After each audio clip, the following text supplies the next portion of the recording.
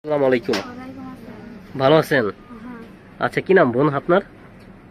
পায়েল। কত সুন্দর নাম। তো পায়েল বোন, ভালো আছেন না?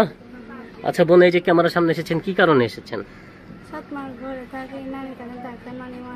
আহারে, আচ্ছা আচ্ছা। তো বাবা কি করে?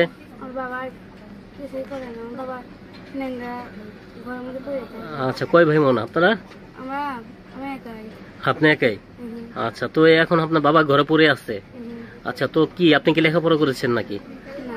আচ্ছা, তো লেখাপড়া করেন নাই কেন? আচ্ছা আচ্ছা। তো এখন এসেছেন কি, বিয়ে শাদী হয়েছে আপনার নাকি? তো বিয়ে শাদী করবেন নাকি, নাকি সহযোগিতা চান, কোনটা?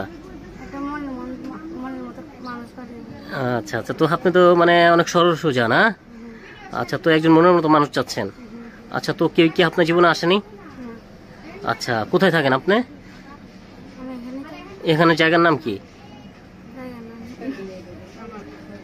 কি? আচ্ছা, তো এখানে থাকেন। আচ্ছা আচ্ছা। তো এখন কি বিয়ে করবেন, কেমন মানুষ আপনার জীবনে চাচ্ছেন? মনের মতো মানুষ হলেই হবে। সে দেখতে কেমন হবে? মানে যেরকম হয়, কোনো সমস্যা নেই, আপনি মেনে নিবেন? আচ্ছা আচ্ছা। তো কোনো ভাই যদি আপনাকে পছন্দ করে অথবা কথা বলতে চায়, কিভাবে কথা বলবে? আচ্ছা, তো আপনি নাম্বার দিবেন? আচ্ছা, গার্জিয়ান হিসাবে কে আসছে?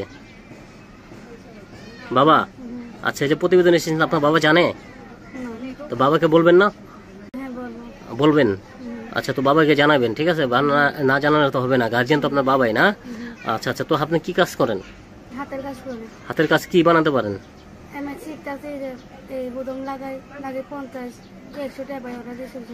আচ্ছা, তো আপনার মোবাইল নাম্বার দিবেন? নাম্বার মুখস্থ? আচ্ছা, তো প্রিয় দর্শক, দেখতে পারতেন সামনে এক বোন বসে আছে। যদি কোনো ভাই তাকে পছন্দ করেন, সরাসরি তাকে ফোন দিবেন।